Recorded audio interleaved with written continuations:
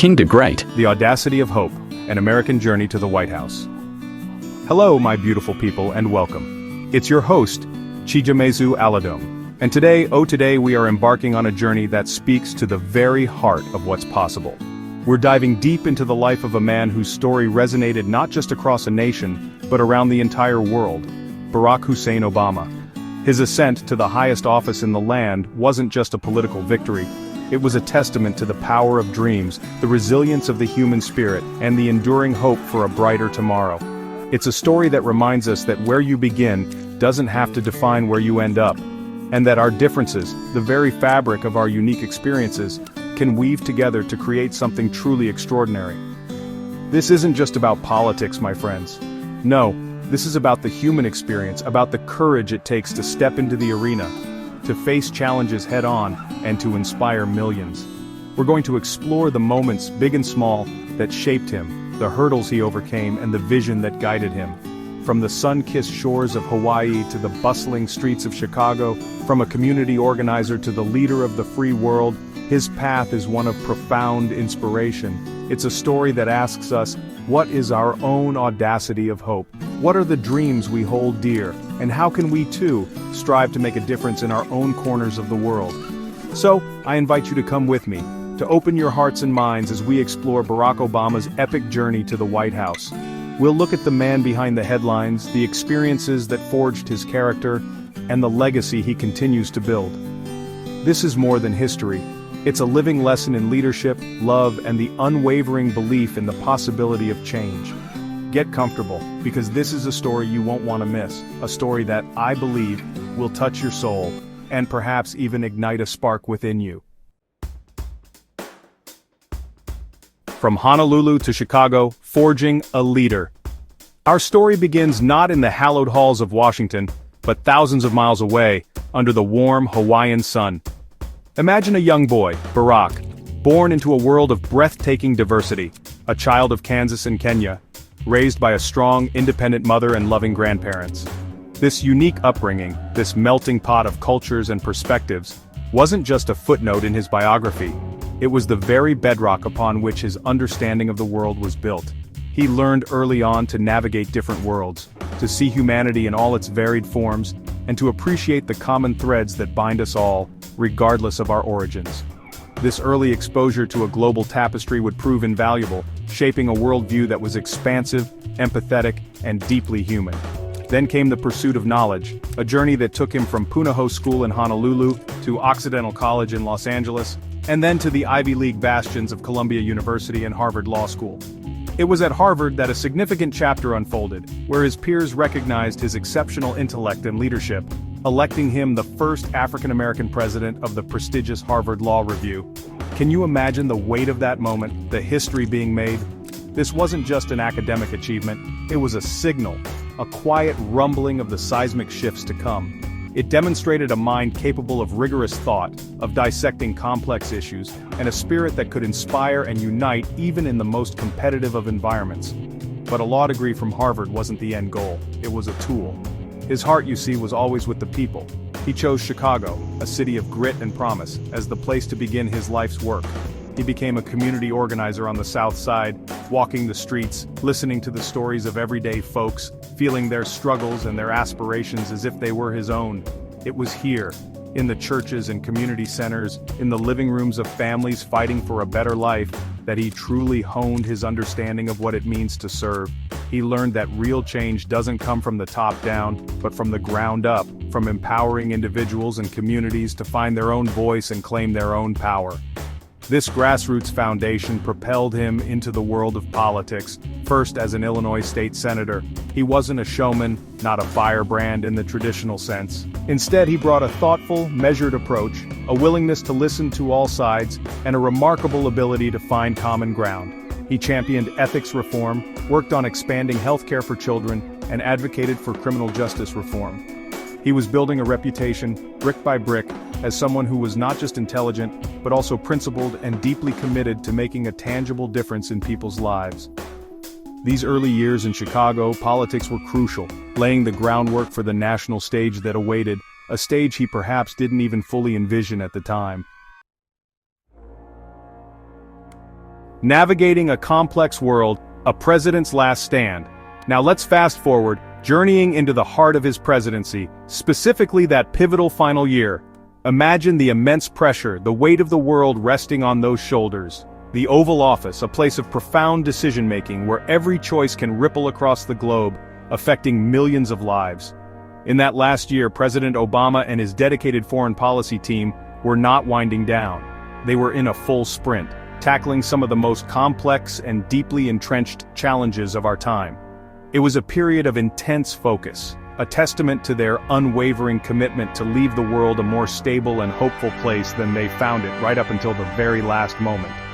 One of the monumental efforts was the Iran nuclear deal. This wasn't just a policy paper, it was years of painstaking diplomacy, of navigating incredibly high stakes with nations that had long been adversaries. The goal?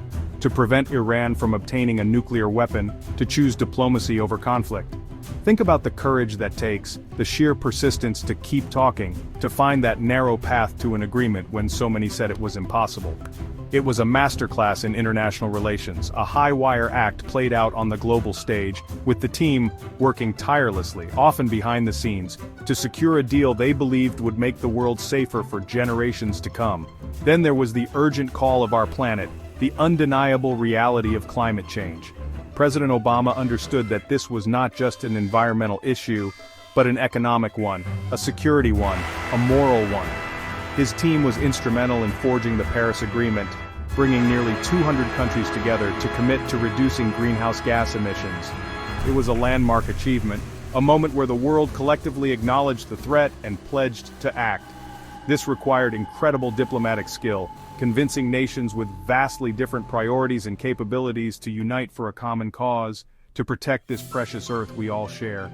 It was about looking beyond immediate concerns to the legacy we leave for our children and grandchildren.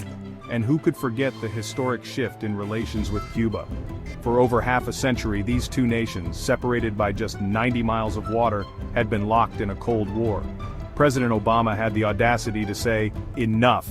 His administration worked to normalize relations, to open up pathways for travel, for commerce, for cultural exchange. Imagine the hope this sparked, not just for Cubans and Americans, but for the entire hemisphere. It was a bold move, challenging decades of entrenched policy, believing that engagement, not isolation, was the key to a better future. This final year was a powerful demonstration of a president determined to use every last bit of his influence to shape a more peaceful and cooperative world. Chapter 3. Now, let's step away from the global stage for a moment and travel back in time, back to Chicago, to a summer day in 1989. This is where a different kind of partnership began, one that would become a source of incredible strength and inspiration for millions. We're talking about the first date of a young Barack Obama and a brilliant lawyer named Michelle Robinson. He was a summer associate at the law firm where she was already an established attorney, his mentor in fact. Can you picture it? The initial trepidation perhaps on her part, the quiet confidence and charm on his. It wasn't just any date, it was the beginning of a love story that would captivate the world. Michelle, as we've come to know, was and is a force of nature, intelligent, driven, and deeply rooted in her Southside upbringing. She wasn't easily impressed.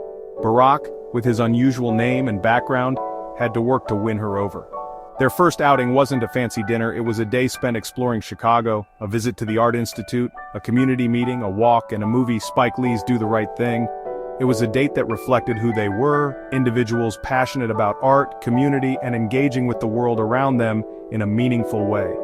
It speaks volumes, doesn't it, that their connection began amidst conversations about society and justice. As they spent that day together, something began to shift. Beyond the intellect and ambition, they started to see something deeper in each other. They talked about their families, their dreams for the future, their shared values of hard work, integrity, and a commitment to service. Michelle saw past any initial reservations to the earnestness and vision in Barack. He, in turn, was captivated by her strength, her wit, her unwavering sense of self. It was a meeting of minds and hearts, a discovery of a kindred spirit, someone who not only understood his aspirations, but who would challenge him and support him in equal measure. That single summer day laid the foundation for a partnership that would endure the incredible pressures of public life, the scrutiny of the world, and the demands of raising a family in the White House. It was a connection built on mutual respect, shared laughter, and a profound understanding of each other's core. Southside with You, as their story has been beautifully portrayed, reminds us that even the most public figures have private beginnings, moments of vulnerability and connection that shape their journey. Their love story is an integral part of the Obama narrative, a testament to the power of partnership in achieving great things. Chapter 4. When Barack Obama was elected president, it felt like more than just a political transition. For so many, it felt like a monumental shift in the very fabric of American history. The election of the first African-American president carried with it an immense weight of symbolism, a profound hope that the nation was perhaps entering a post-racial era, a time when the deep wounds of its racial past could finally begin to heal. This wasn't just an idea, it was a palpable feeling, an exhalation of breath held for generations.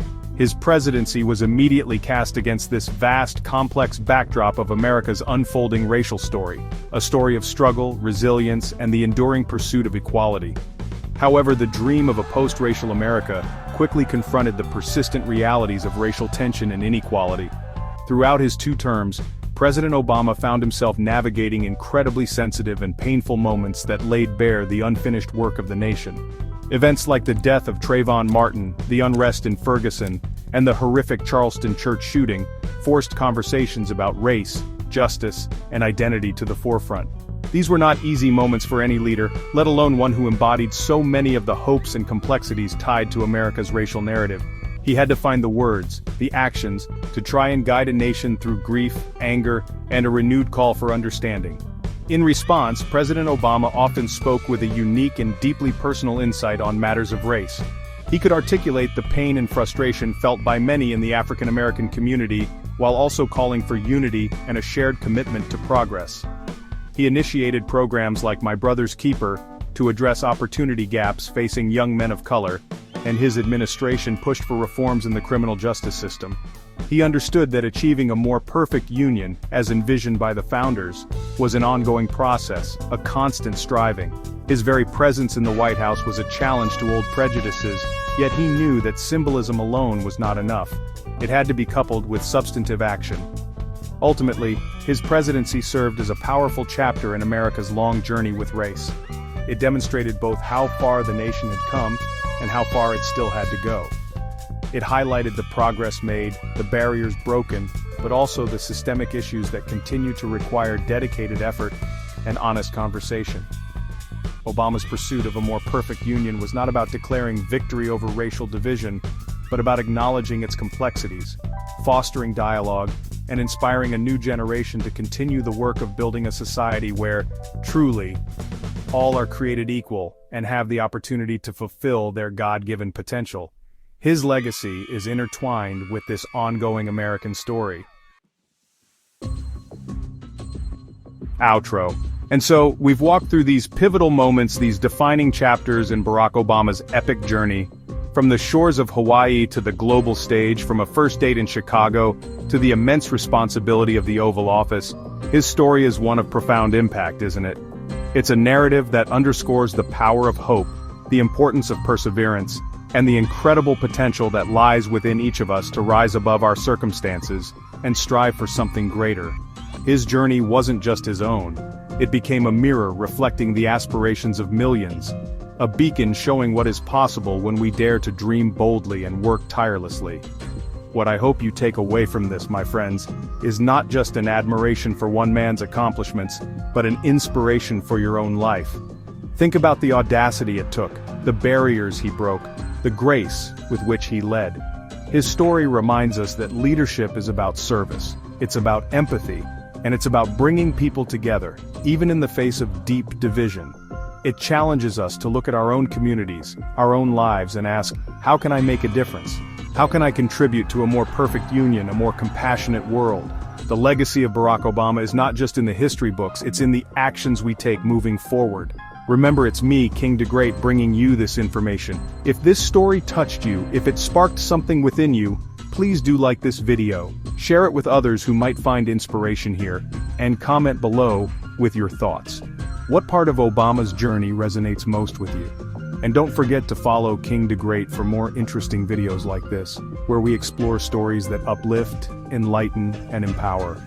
Until next time, keep hoping, keep striving, and keep believing in the good.